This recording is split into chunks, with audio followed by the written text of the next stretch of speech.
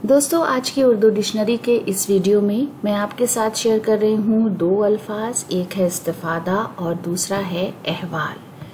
तो सबसे पहले बात करेंगे लफ्ज़ अहवाल की।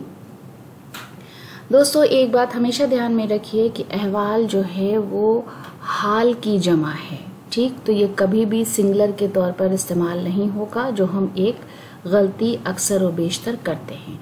तो अहवाल का मतलब है इत्तलात, सूरत हाल, कैफियत, अखबार, खबरें, किसी पर गुजरे हुए कुल या जुज़ वाक़यात, माजरा और सरगुज़श्त।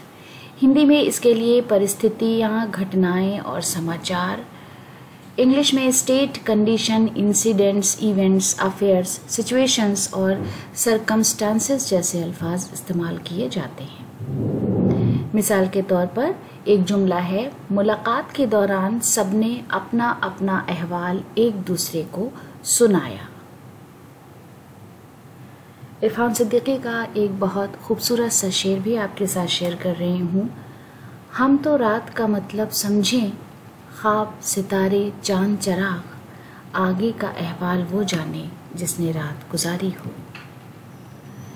उसके बाद लफ्ज़ इस्तिफादा, जिसका मतलब है हुसूल, मनफात, बहरावरी, फ़ायदा उठाना, नफ़ा पाना।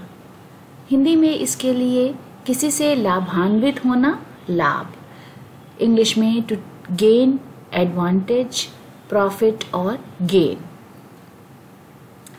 अच्छी किताबों से हमेशा इस्तिफादा होता है, यानी अच्छी किताबें हमें हमेशा फ़ायदा देती हैं, फ़ायदा पहुंचाती हैं।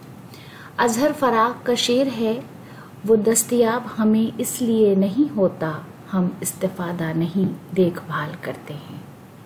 तो दोस्तों, इसी खूबसूरत शेर के साथ आज का वीडियो ख़त्म करते हैं। अगले वीडियो में आपसे फिर मुलाकात होगी। बहुत बहुत शुक्रिया।